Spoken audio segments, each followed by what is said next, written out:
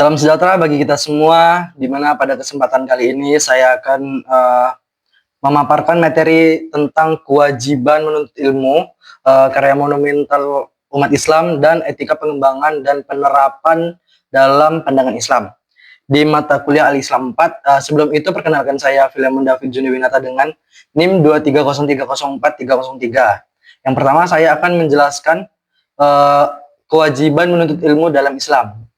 Jadi ilmu dapat diartikan sebagai pengetahuan yang diperoleh melalui belajar dan pengalaman kita.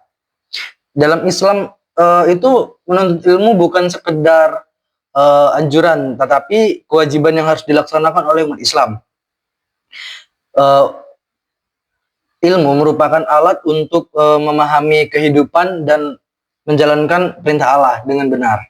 Jadi dalam Islam itu nggak hanya terbatas sama pengetahuan agama, tapi mencakup tentang ilmu dunia seperti kedokteran, matematika, astronomis, dan lainnya lah.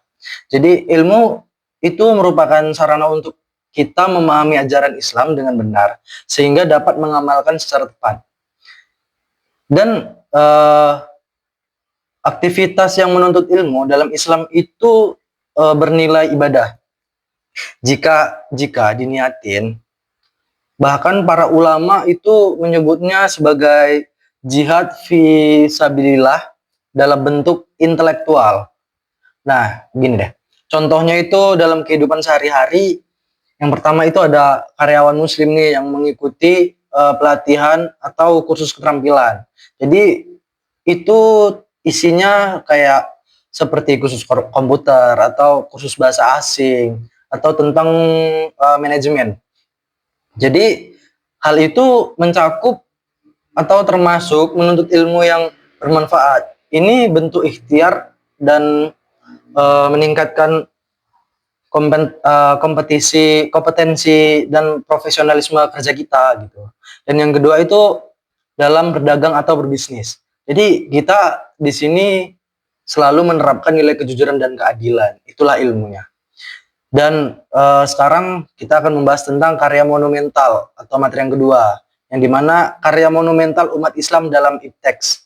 Pada masa ini nih, dunia Islam menjadi pusat perdagangan dan intelektual dunia, jauh melampaui Eropa, yang saat ini tuh masih berada dalam masa kegelapannya. Jadi masih kayak agak suram, karena di mana umat Islam itu tidak hanya mempelajari ilmu dari peradaban Yunani, Romawi, Persia, dan India, tetapi juga mengembangkan, menyempurnakan, dan menciptakan berbagai ilmu di teknologi baru.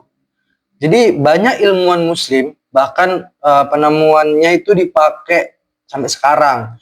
Yang contohnya itu Al-Khwarizmi yang menentukan dasar matematika dan aljabar.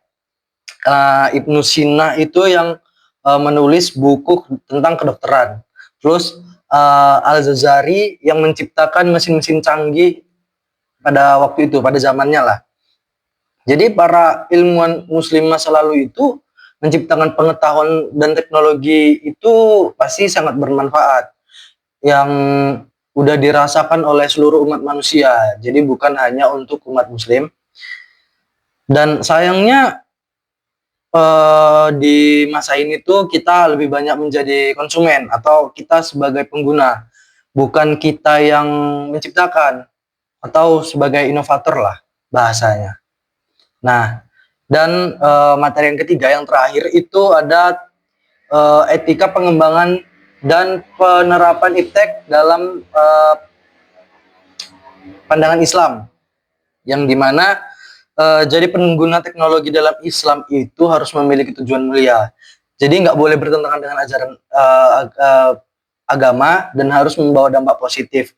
Bukan kerusakan teknologi menurut Islam bukan sekedar alat, tetapi harus diarahkan untuk kebaikan, menjaga nilai moral, serta nggak melanggar batas syariah. Contohnya nih, kita sebagai IT nih menerapkan prinsip kejujuran dan menjaga data pribadi pelanggan kita agar nggak disalahgunain sesuai dengan etika Islam dalam pengelolaan teknologi. Nah, jadi dalam Islam pengembangan dan penerapan ipteks itu harus etis, bertanggung jawab, nggak ngerusak dan bertujuan untuk keselamatan bersama. Jadi sesuai dengan nilai tauhid, keadilan dan rahmat ilalamin. Nah, itulah dari pemaparan saya. Sekian, lebih kurangnya saya mohon maaf. Terima kasih.